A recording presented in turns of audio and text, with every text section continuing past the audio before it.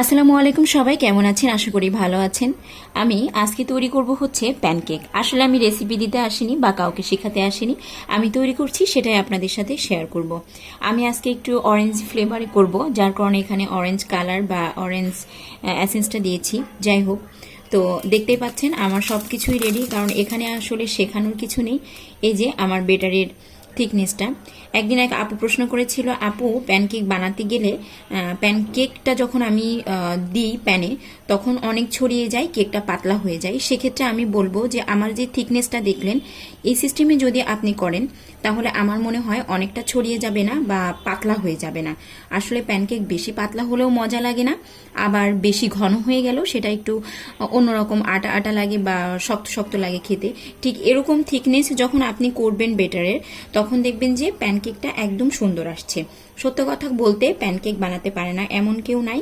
এটা আমি কোনো রেসিপি দিচ্ছি না বা কাউকে শেখাচ্ছি না, জাস্ট আমার অনেক আগের একটা প্রশ্ন ছিল, আমি সময়ের অভাবে দিতে পারি নাই উত্তরটা, সেজন্য আজকে আপনাদের উদ্দেশ্যে দিলাম আর কি।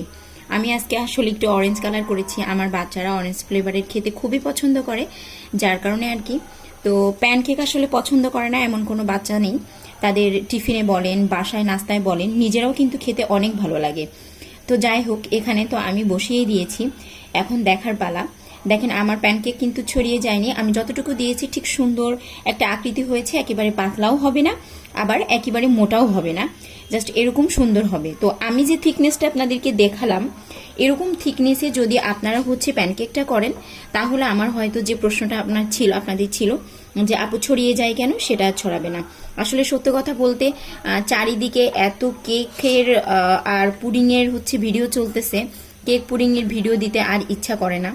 তো তারপরেও আর কি দেওয়া, যেহেতু আমি বাচ্চাদের জন্য বানাচ্ছিলাম, তাই ভাবলাম যে আপনাদের উদ্দেশ্যে একটু শেয়ার করি।